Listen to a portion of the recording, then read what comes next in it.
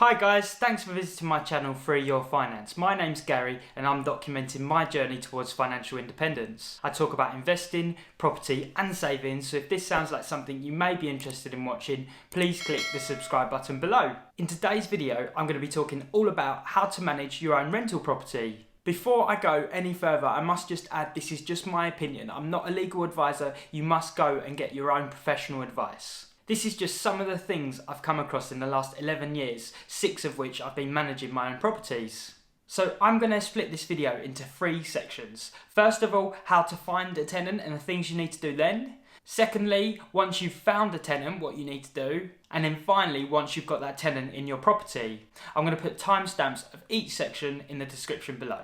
Don't forget, the information I'm giving you right now is correct as of filming in July 2020. Regulations change very fast in the property industry, so make sure you go and get your own professional advice. All the information I give you today is in no particular order. These are just some of the things I can think of that you need to know about when managing your own property. So section 1 is how to advertise and find tenants for your buy-to-let property. So I'm presuming at this point you've already got your buy-to-let property, everything set up, you've got the keys and the property is ready to go. If you decide to manage your own property, the first thing you need to do is research the market. By not having an estate agent managing your properties, you'll also lose out on not having the estate agents being able to estimate the rental value. Don't worry, this is really easy to do. The first thing I will say is personally, I ignore sites such as Zoopla which do give rental estimates. I found these estimates to be way off. Instead, I simply do a Rightmove search. I use the exact postcode of my property and set the parameters to 0 miles. I use the filters to create a search that matches my property exactly. So let's say for argument's sake, it's a 1-bedroom flat in this particular postcode within 0 miles. You can then do a search and see all of the properties in that postcode. Now, depending on the area, you may either come up with quite a list or you might come up with just 1 or 2.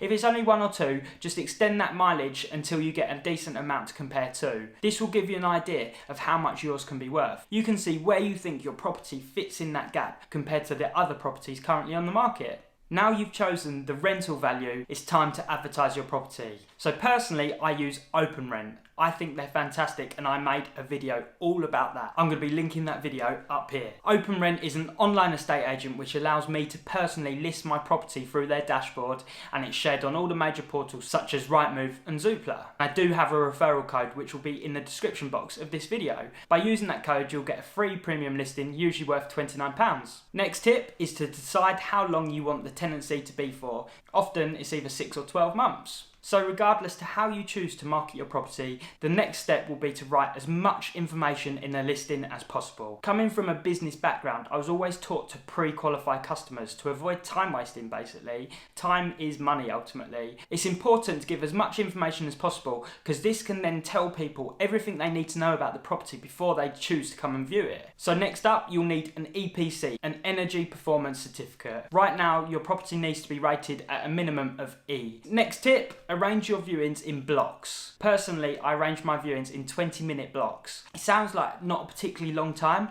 but you'll be amazed how quick people come in and out of a property. Often they spend no more than 5 to 10 minutes looking around the property and asking any questions they have. By blocking them in at 20 minutes, I can bulk maybe 5 or 6 viewings into one evening and not waste my time keep going back to the same property for one viewing at a time. Again, it's all about time saving. Once you manage your properties yourself, you need to treat it like a business. Next tip, first impressions count. This one's quite obvious, but of course it's important to have a good first impression. Get to the property slightly early, maybe open the windows, get some nice fresh air in there. You could even go to the extreme of having some flowers on the table. If you provide your properties furnished, make sure the furniture is all neat and tidy. It's just simple little things that are going to make the property look much more attractive to the potential tenant. Ultimately, you're selling this to them, so you need them to want it. Next tip, have questions ready. So once the potential tenants have seen the property, you'll often get a good gauge as to whether or not they want the property or not. Personally, I have a checklist of questions, around 15 different questions, that I always ask to learn a little bit more about them. These questions include things like, how long have you lived at your current property? This gives you a little bit of an idea if they were good long-term tenants. What is your current income? Personally, I look for tenants that have 3 times the rent as their income. This makes sure it's well affordable for them. So now we're on to the next section. What do you need to do before proceeding with the tenant? First tip, make sure your property is safe. This is so important, of course. Things like a gas safety certificate and the new EICR testing. As a landlord, it's your responsibility to make sure your property is a safe place for your tenant to live in. Next thing to consider is licensing. Really, this is something you should consider before you even purchase a property in that area, but some councils have now introduced something known as selective licensing. This means we have to apply for a license to be able to rent our property out. Right now, the areas that I have my properties don't require any licensing. However, there has been rumours that this licensing is eventually going to be rolled out nationwide. Next up, consider getting yourself some landlord insurance. Just like any insurance, unfortunately, it's not the nicest thing to pay, but it's going to protect you if anything goes wrong. Next tip, references. So if you've decided on a particular tenant that you're happy to go ahead with, you will want to reference them. This is going to go through all sorts of information about them. It's going to check their current employment status and earnings. It can get references from previous landlords. It can get references from work. It's even going to find out if they've got any CCJs outstanding or anything like that. This is all really vital information. As you already know, I advertise my properties through OpenRent and they have a referencing service through their platform. Within a few days, I get a written report giving me all the information that I need to know and a recommendation as to whether or not I should proceed with that tenant. Please do bear in mind it's only a recommendation and of course it's your property, so it's completely down to you. Next up is rights to rent and the how to rent guide. It's up to you as the landlord to check that the tenant has the right to live in the UK. Again, I'm not here to give you legal advice. This is something you're going to have to research yourself. And the how to rent guide, this is something you have to give to your tenant by law and it can be downloaded from the government website. Please note this guide can be emailed to your tenant. Next tip is an inventory. An inventory can be completed by you and it's really important that you take lots of photos and document it well. If you're not sure what to do, you can also pay a professional company to come in and do an inventory report for you. As you know, I use the OpenRent platform and again, this is another service they can offer. Next tip is getting an AST, Assured Shorthold Tenancy Agreement. This is basically your contract between you and the tenant. It's going to lay out all the rules and both you and the tenant are going to be required to sign it. If your tenant requires a guarantor, you will need them to sign it too. Obviously, this is a legal document, so it's really important you have an up-to-date AST. I would highly recommend paying for a correct up-to-date AST.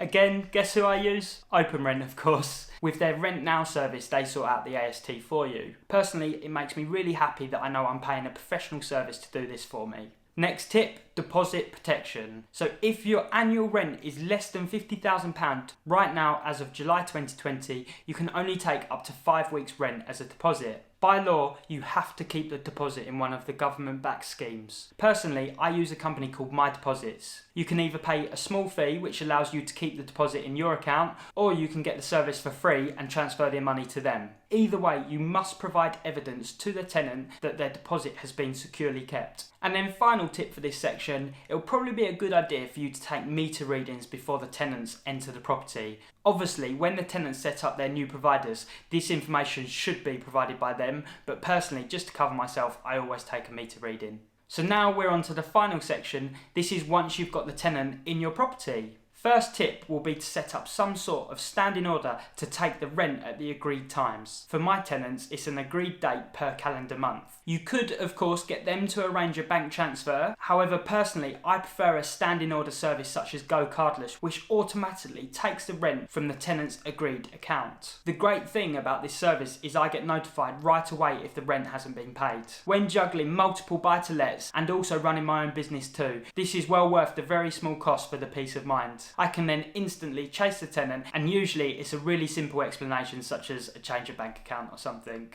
Next tip is inspections. Now, reading off my screen, under the Landlord and Tenant Act of 1985, landlords have the right to enter the premises to view its condition and state of repair. The inspection must be conducted at reasonable times of the day and you must give at least 24 hours notice. I always arrange an 8-week inspection after the tenant have moved in. This allows them time to settle down, but it also gets you in fairly early to see how they're settling in. The reason you want to do this fairly early is this can get rid of any potential problems that may have been slowly creeping in that maybe they didn't even realise they shouldn't do or they can't do. After this 8-week inspection, I return around 3 to 6 months later. You can check that there's no maintenance issues that maybe are starting to evolve. You can even check for things like mould and damp. Once I have a trusted long-term tenant that I have a really good relationship with, I don't inspect their properties anymore. Instead, I only head to the properties for maintenance issues. Next tip is you could call the council if you wish to let them know that there's a tenant now in your property. This will sort out the correct person paying the council tax. I have had it in the past where a council tax bill has come to me when a tenant was in the property, so this would avoid that situation happening again. I have to admit the council are really great and all I had to do was give the information of who was living there at the time. Next tip is giving a friendly service to your tenant. Personally, I think that if you act in a friendly, personal way,